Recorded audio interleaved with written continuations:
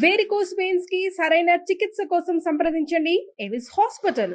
నమస్తే, మీరు చూస్తుంది సుమన్ టీవీ. నేను మీ కీర్తి. నాతో పాటు ప్రముఖ ఆస్ట్రాలజర్ బ్రహ్మశ్రీ నందిబట్ల శ్రీహరి శర్మ గురువు గారు ఉన్నారు. నమస్తే గురుగారు. వాగర్థావివ సంపృక్తౌ వాగర్థ ప్రతిపత్తయే జగతః పితరౌ వందే పార్వతీ పరమేశ్వరౌ. ఆదిత్యాయ చ సోమాయ మంగళాయ బుధాయ చ గురు శుక్ర శనిభ్యశ్చ రాహవే కేతవే నమః. శృంగేరి జగద్గురు పీఠాధిపతులకి, కంచిపీఠాధిపతులకి నమస్కారములు తెలియజేసుకుంటూ కార్యక్రమాన్ని ప్రారంభిద్దాం. గురుగారు, అస్సలు పిల్లలు లేని తల్లిదండ్రులు కానీ, లేదంటే మగ పిల్లలున్న తల్లిదండ్రులు కానీ, వాళ్ళకి ఏమైనా పిల్లలకి గండ దోషాలుంటే అవి తొలగిపోవడానికి మాఘ పౌర్ణిమ రోజు ప్రత్యేకంగా చేయాల్సిన దాన ధర్మాలు కానీ, పూజలు కానీ ఏమైనా ఉన్నాయంటారా? మనకు జీవితంలో పైకి ఎదగడానికి కుటుంబం అనేటువంటిది ఆసరా మనకు కావాలి. కుటుంబం అంటేనే భార్య, భర్త, తల్లిదండ్రులు, పిల్లలు. ఎవరికైనా కానీ కనిపించినటువంటి పిల్లల మీద మమకారం అందరికీ ఉంటుంది, ప్రతి ప్రాణికి కూడా ఉంటుంది. మనమేమీ తీసిపోలేదు. కానీ చాలామంది ఇప్పుడున్నటువంటి కలి ప్రమాణాన్ని అనుసరించి చూసుకున్నట్లయితేనమ్మా, యుగ యుగాల నుంచి కూడా చిన్నతనంలోనే మరణించేటువంటి పిల్లల్ని చూసి బాధపడే తల్లిదండ్రులు చాలామంది ఉన్నారు. అంటే మనం ఇప్పుడు హెచ్చరించాల్సినటువంటిది కాదమ్మా, యుగ యుగాల నుంచి మనం చూస్తూనే ఉన్నాం. చిన్నతనంలోనే చాలామంది పిల్లల్ని కోల్పోయిన తల్లిదండ్రులు అనేటువంటి వాళ్ళు ఉన్నారు. ఎందుకు కలుగుతుంది అనేటువంటి అంటే, అవి తల్లిదండ్రులు చేసినటువంటి గత జన్మలలో చేసినటువంటివి పాపకృత్యముల ప్రభావం వలన అవి పిల్లలకు అంటుకుంటాయి. ఇది ఖచ్చితం. ఇది కర్మశాస్త్రంలోనే చెప్పబడి పడవలసిందే, ఖచ్చితంగానమ్మా. అందుకనే పిల్లలు బాగా ఇబ్బంది పడుతున్నారు అనుకోండి, ఏ జన్మలో మనం ఏం పాపం చేసామో, మనం పిల్లల్ని కని ఇలా వాళ్ళు బాధపడుతున్నారు అని చెప్పి వాపోయే తల్లిదండ్రులు చాలా మంది ఉన్నారు. కరెక్టే, కానీ నేను చేసుకున్న పుణ్యఫలం ఏది రాదా? ఇప్పుడు చేసుకునే పుణ్యఫలము వచ్చే జన్మకు ఉపయోగపడుతుంది, ఇప్పుడు కాదు. కాబట్టి మనం ఇప్పుడు అనుభవిస్తున్నాము పిల్లల ద్వారా. అన్నిటికంటే ముఖ్యంగా వాళ్ళ ఆయురారోగ్యాలు ముఖ్యమమ్మా. ఒక్కరోజు జ్వరం వస్తేనే ఆ తల్లి పడే బాధ ఎంత ఉంటుంది. తండ్రి గుంభనంగా ఉంటాడు, కానీ తల్లి బాధపడుతుంది. అటువంటి బాధలన్నిటికీ కారణం మనం ఏంటంటే గత జన్మలలో చేసినటువంటి వాగ్దాన భంగములు కానీ కావచ్చు, లేదా ఏదైనా పూజలు సకాలంలో చేసినా వాటిని విధి విధానంగా చేయలేకపోవడం వల్ల వచ్చే దోషం కూడా మనకు భవిష్యత్తు జన్మలకు పడుతుంది. మాట ఇచ్చి అది తప్పిపోయినా అంతే, పూజ చేసే విధానంలో తప్పులు ఏర్పడినా కూడా మనకి ఉంటుంది, పాపం వస్తుందంటారా గురుగారు? దీనికి ఒక ఉదాహరణ చెప్తానమ్మా. వీక్షించేటువంటి సుమన్ టీవీ ప్రేక్షకులు కూడా జాగ్రత్తగా గమనించండి. ఎందుకనంటే ఇప్పుడు చెప్పబోయేటువంటిది మగపిల్లలు ఉన్నటువంటి తల్లిదండ్రులు ఖచ్చితంగా ఆచరించాల్సినటువంటిది కేవలం మాఘ పౌర్ణమి రోజునే తప్ప ఇంకెప్పుడు కాదు. కాబట్టి ఈ మాఘ పౌర్ణమి రోజున విశిష్టతకు సంబంధించినటువంటి ఒక కథ ఉందమ్మా.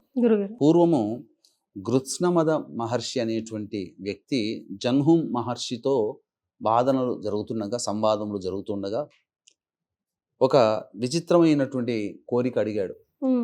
మహాముని, ఎవరైనా పిల్లలు తల్లిదండ్రులు ఉన్నటువంటి వాళ్ళు, ముఖ్యంగా మగపిల్లలు, ఎందుకంటే వంశాంకురాలు, వంశం ముందుకెళ్తుంది కాబట్టి ఇక్కడ ఆడపిల్లలను తక్కువ చేస్తున్నట్టు కాదమ్మా.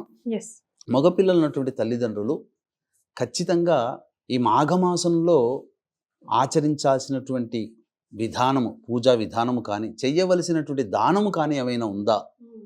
ఎందుకంటే పిల్లల యొక్క ఆరోగ్యమే ప్రధానం ఇక్కడ. కాబట్టి వాళ్ళకి గండ దోషాలు, అపమృత్యు భయ దోషాలు లేకుండా ఉండాలంటే ఏం చెయ్యాలి, మాఘమాసంలో ఏమైనా ఉందా అని అడిగాడు. అప్పుడు జన్హు మహాముని పురాణాంతర్గతమైనటువంటి విషయాన్ని ఒకటి తెలియచేశాడు. నేను మీకు ఒక చిన్న కథ తెలియచేస్తానని చెప్పడం ప్రారంభించాడు. పూర్వము ఈ కాశీనగరం మందు, గంగా తీరం మందు ఒక బ్రాహ్మణుడు, చక్కగా దంపతులు ఇద్దరు కూడా చక్కగా జీవిస్తుండేవాడు. వాళ్ళకి ఎంత కాలానికి కూడాను సంతానం కలగలేదు. అంతటా ఏదైనా దేవతా ఉపాసన చేద్దామని చెప్పి ఆ బ్రాహ్మణుడు విష్ణుమూర్తిని ఎన్నుకొని, విష్ణుమూర్తిని తదేకముగా ధ్యానము చేస్తూ, జపము చేస్తూ తపస్సును ఆరంభించాడు. ఆ తపఃఫలిత కారణముగా విష్ణుమూర్తి ప్రత్యక్షమై ఏం కావాలనంటే వంశాంకురం కావాలని అనగా ఆశీర్వదిస్తాడు. ఇంటికి వెళ్ళిన తర్వాత భార్యతో సంతోషంగా చెప్పడము, ఆ విధంగా కొంతకాలానికి భార్య గర్భవతి అవ్వడము, గర్భవతి అయిపోయి ప్రసవం ఇచ్చిన తర్వాత అప్పుడు ఈ సంబంధించినటువంటి ప్రసవం అయిన తర్వాత సంతోషంగా ఉన్నారు.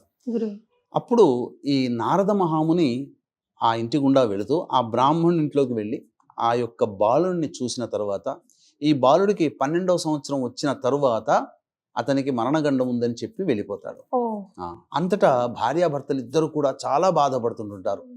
ఇక ఏడుస్తుంటారు, ఏ పాపం చేశాము అని చెప్పేసి. అంతటా మళ్ళీ నువ్వు విష్ణుమూర్తి నాకు సంతానాన్ని ప్రసాదించిన తర్వాత తప్పేది కాదు, కాబట్టి ఆ విష్ణుమూర్తిని నేను అడుగుతానని చెప్పి మళ్ళీ తపస్సు చేస్తాడు. తపస్సు చేసిన ఫలితంగా మళ్ళీ ప్రత్యక్షమై, ఎందుకయ్యా మళ్ళీ నా గురించి తపస్సు చేశావనంటే, ఈ విధంగా నారద మహాముని వారు నీ మనవడే కదా చెప్పాడు, ఇలా ఈ విధంగా ఉద్బోధించాడు అని చెప్పగానే, అవునయ్యా, పూర్వజన్మలో ఇప్పుడు మీరిద్దరు ఎలాగో భార్యాభర్తలో, పూర్వజన్మలో జ్ఞానశర్మ అనేటువంటి వేద పండితుడివి నీవు, ఇప్పుడు ఈమె కూడా నీ భార్యగానే ఉన్నది, పూర్వజన్మలో కూడా ఇద్దరు భార్యాభర్తలే, మళ్ళీ ఈ జన్మలో కూడా భార్యాభర్తలుగా జన్మించారు. కానీ మాఘమాసమునందు ఒక చక్కగా నా వ్రతాన్ని ఆచరించిన తర్వాత నీవు వెళుతూ వెళుతూ బయటికి వెళుతూ ఆ యొక్క వ్రతాన్ని పూర్తి అయిపోయిన తర్వాత పాయసము దానము చేయమని చెప్పి ఆజ్ఞ వేసి వెళ్ళిపోయావు. ఆ పనిలో హడావిడిలో చుట్టుపక్కల వాళ్ళందరూ వచ్చిన సందడిలో మీ భార్య ఆ విషయం మర్చిపోయింది, నీ మాట అతిక్రమించింది, అనగా నీ మాటని జవదాటింది, నెరవేర్చలేదు. అదొకటి. నా వ్రతము చేసిన తర్వాత ఖచ్చితంగా చేయాల్సినటువంటి దానముని, మాఘ పౌర్ణమి నాడే చేయాల్సినటువంటి దానాన్ని చేయలేకపోవడం వలన, మరియు ఆ మాఘమాసం వ్రతం కొంత ఆచరించినటువంటి కారణం చేత మళ్ళీ మీరు ఈ జన్మలో ఉండి ఆ యొక్క రుణాన్ని మళ్ళీ తీర్చుకోవడానికి పుట్టారు, కాబట్టి మీకు సంతానం అనేటువంటిది కలిగింది, ఈ విధంగా దానం చేయలేకపోవడం వల్ల అల్పాయుష్యు కలుగుతుంది అని చెప్పాడు. చెప్పిన తర్వాత అప్పుడు పూర్తి చేస్తాను, ఈ జన్మలోనైనా పూర్తి చేసుకోవయ్యా అని చెప్పడం. ఆ విధంగా నామకరణము, ఇవన్నీ డోలారోహణము, ఇవన్నీ కూడా ఊయ్యల వేస్తారు కదా, తొట్టిలో అంటారు కదా, వేసిన తర్వాత ఆ రోజున చక్కగా ఈ మాఘ పౌర్ణమి కోసం వెయిట్ చేశారు వాళ్ళంతా, ఎదురు చూసి. మాఘ పౌర్ణమి రాగానే ఈ మాఘ పౌర్ణమి రాజున వ్రతాన్ని ఆచరించి విష్ణువుని పూజించి పాయసాన్ని దానం చేశారు. బ్రాహ్మణుడికి పాయసము దానం చేశారు. అలాగే నైవేద్యంగా పెట్టి చుట్టుపక్కల అందరికీ కూడా పంచారు.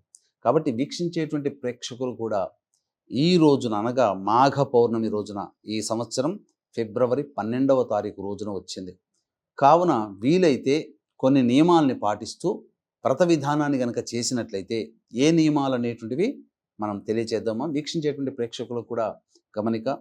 ఇంతకుముందు మాఘ పౌర్ణమి సందర్భంగా ప్రయాగ క్షేత్రంలో కార్యక్రమాలు చేయిస్తామని చెప్పి ఉన్నాం. కానీ ఇంతకుముందు జరిగినటువంటి సంఘటనల కారణం చేత, ప్రజలు కోట్ల మంది వస్తున్నటువంటి కారణం చేత, అక్కడ కార్యక్రమాలు చేయడానికి యోగి ప్రభుత్వం అనుమతించలేని కారణం చేత, ఈ మాఘ పౌర్ణమి రోజున జాతకరీత్యా ఉన్నటువంటి అన్ని రకాల దోషాల నివారణకి, అలాగే గత జన్మ కర్మదోషాలు ఉంటే ఈ జన్మల్లో బాధపడుతుంటాం కాబట్టి గత జన్మ కర్మదోష నివారణ తిలహోమాలు, మరియు 2025వ సంవత్సరం శని ప్రభావం అన్ని రాశుల వారికి ఉంది కావున శని దోష నివారణ హోమాలు పర్ హెడ్ 2100 రూపాయలకి ఈ యొక్క శ్రీశైల క్షేత్రంలో చేయించడం జరుగుతుంది. అవకాశం ఉన్న వాళ్ళు కార్యక్రమ తదనంతరం కాంటాక్ట్ చేసి పూర్తి వివరాలు తెలుసుకోవచ్చు.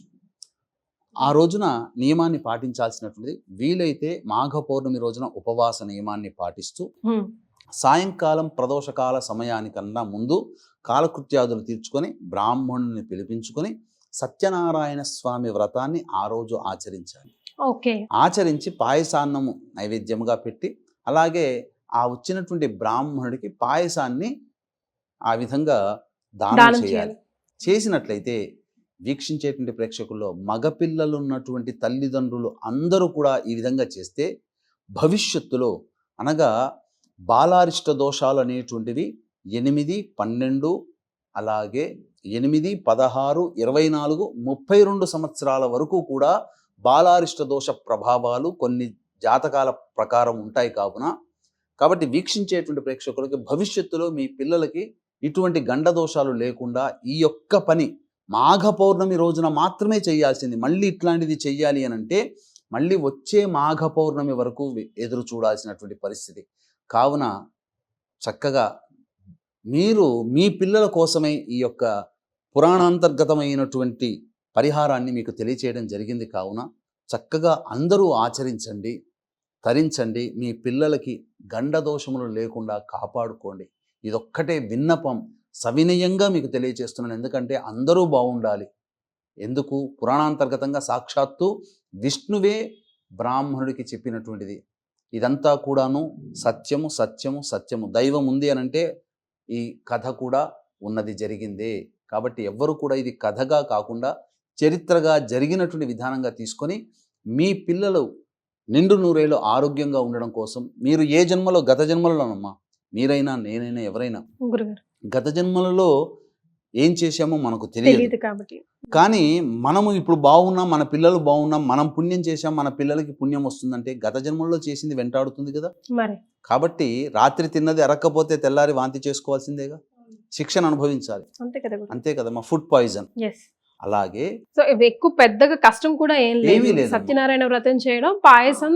ఇంకా విశేషం ఏంటంటేనమ్మా, చాలా మంది వ్రతం చేసుకోలేని అవకాశాలు కూడా ఉన్నాయి. సత్యనారాయణ వ్రతం చేసుకోవడం, పాయసం, బ్రాహ్మణుడితో పాటికి వచ్చిన వాళ్ళకి ప్రసాదం నివేదన చేయడం చిన్నదే కాబట్టి చేసుకోవచ్చు. కానీ చేసుకోలేని వాళ్ళకి ఏమైనా ప్రత్యామ్నాయం ఉందా గురుగారు? వ్రతం చేసుకోలేనటువంటి వాళ్ళు కూడా ఉంటారు కదమ్మా.